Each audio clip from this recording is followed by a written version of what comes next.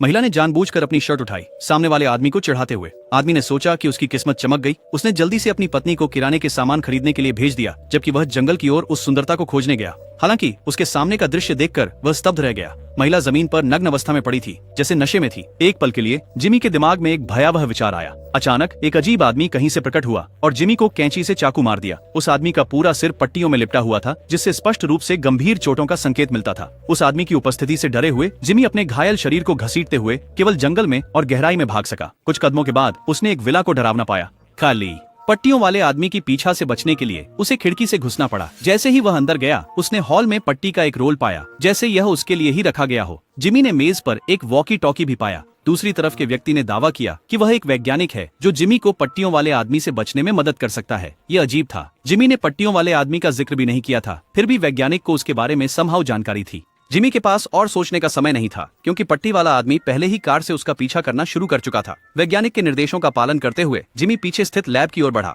वैज्ञानिक ने सुझाव दिया कि वे उनके सामने के बड़े पूल में छिप सकते हैं। शुरुआत में जिमी ने चिंता की कि पानी का कुछ साइड इफेक्ट हो सकता है, लेकिन जैसे ही उसने देखा कि पट्टी वाला आदमी खिड़की तक पहुंच गया है, वह तुरंत पूल में प्रवेश कर गया और लगातार वैज्ञानिक को जल्दी करने और उसमें शामिल होने के लिए याद दिलाने लगा। हालांकि वैज्ञानिक ने बिल्कुल भी जवाब नहीं दिया, मानो उसने कुछ सुना ही नहीं हो। जल्द ही पूल पानी से भर गया और जिमी लगभग डूब ही गया। जब उसे होश आया तब दिन हो चुका था और बंधे हुए आदमी का कोई अता पता नहीं था। इससे भी अजीब, वैज्ञानिक को भी उसकी कोई याद नहीं थी, जैसे वे कभी मिले ही न हो। एक दिन तक परेशान होने के बाद जिमी बस घर लौटना चाहता था और पुलिस को बुलाना चाहता था। आधे रास्ते पर उसने अपने घर में एक अजनबी को पाया जो बिल्कुल उसकी तरह दिखता था। पता चला कि वह पूल एक टाइम मशीन थी जो व्यक्ति को 8 घंटे पीछे ले जा सकती थी। दूसरे शब्दों में अब इस समय रेखा में 2 जिमी थे। जिमी नंबर 1 घर पर और घायल जिमी नंबर 2। वैज्ञानिक नंबर 2 की मदद करने के लिए तैयार था कि नंबर 1 को यहाँ लाए और उसे भेजे। तालाब।